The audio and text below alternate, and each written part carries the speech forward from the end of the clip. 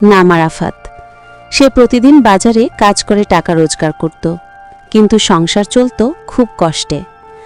একদিন কাজ থেকে ফেরার পথে সে রাস্তায় একটি পুরনো মাটির হাঁড়ি পেল।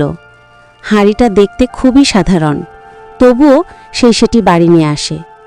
রাতে হাঁড়িটা পরিষ্কার করতে গিয়ে হঠাৎ হাঁড়ির ভেতর থেকে ধোঁয়া বের হতে লাগল। তারপর একটি ছোট জাদুপরী হাজির হয়ে বলল, আমি এই হাঁড়ির পরী। তুমি যখনই বলবে হাঁড়ি সাহায্য করো, আমি তোমার জন্য প্রয়োজনীয় জিনিস এনে দেব।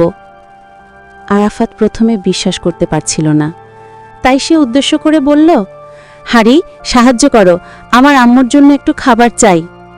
মুহূর্তে হাঁড়ির ভেতর থেকে সুস্বাদু খাবারের প্লেট বের হয়ে আসে।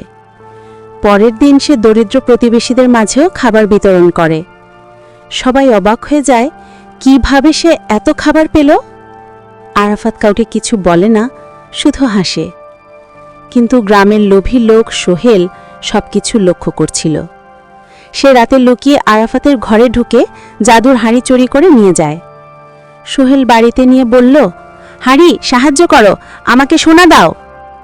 হাঁড়ির পরী বের হলো ঠিকই, কিন্তু রাগান্বিত গলায় বলল, হাঁড়ির জাদু শুধু ভালো মানুষের জন্য, লোভীদের জন্য নয়। বলেই হাঁড়িটা ধোঁয়া হয়ে অদৃশ্য হয়ে গেল। পরদিন সকালে হাঁড়ি আবার আরাফাতের ঘরেই ফিরে আসে। পরী বলল, ভালো মানুষকে হাঁড়ি কখনো ছেড়ে যায় না। আরাফাত জাদুর হাঁড়ি ব্যবহার করে নিজের জীবনকে সহজ করে তোলে, কিন্তু লোভ করে কখনো বেশি কিছু চায় না।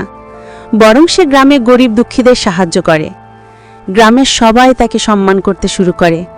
আর আরাফাত বুঝে যায়, জাদুর সত্যিকারের শক্তি হলো ভালো কাজ করা, লোভ নয়। এটা থেকে কি শিখলি ছোট্ট বন্ধুরা? লোভ করা ভালো নয়, তাই তোমরা কখনো লোভ করবা না। এরকম